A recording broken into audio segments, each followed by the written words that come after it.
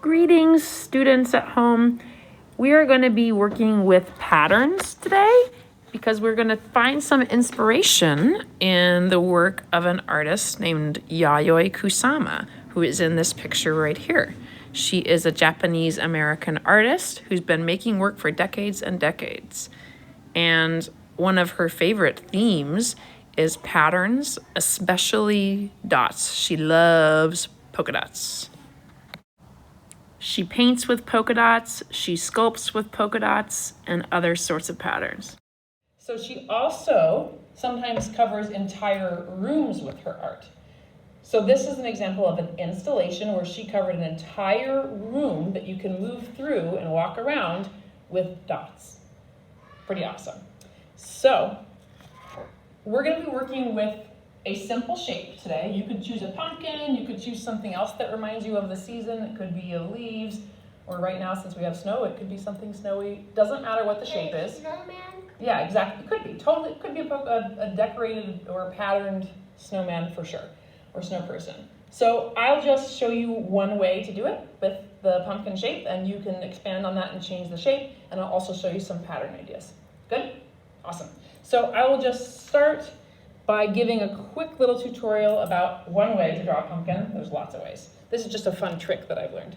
So a trick that I learned is that you actually start with kind of like a long bean type shape, kind of a long oval that comes all the way down. That's your middle part of your pumpkin.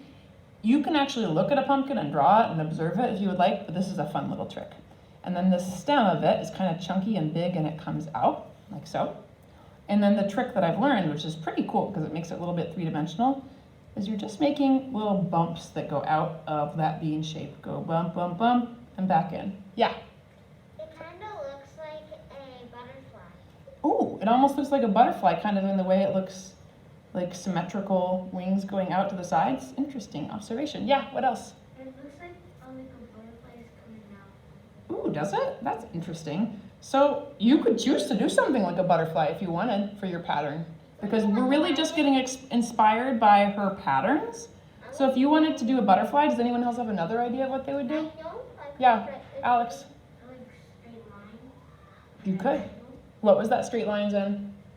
Diagonal. So those are some of the cool patterns you could do. So basically, if you wanted to do this style of pumpkin, you start with your bean shape, add a stem, and then you go bubble up, down and over, bubble up, down and over, and then you go to the other side, bubble up, down and over, bubble up, down and over. You get to decide what the actual picture is you do today, but the inspiration is this artist, Yayoi Kusama, and how she is super into patterns. And I will be giving you a pattern sheet to look at for reference, but you can fill yours with lots of different sections of patterns. This is an example of 1, 2, 3, 4, 5 different sections of patterns and how you could fill them carefully. We're going to be doing it with black markers. If you are at home doing this, you can use whatever tools that you want for your patterns. You can even add color on top. The idea is something with lots of different sections of pattern, and try to make it fit the theme of our fall/winter week.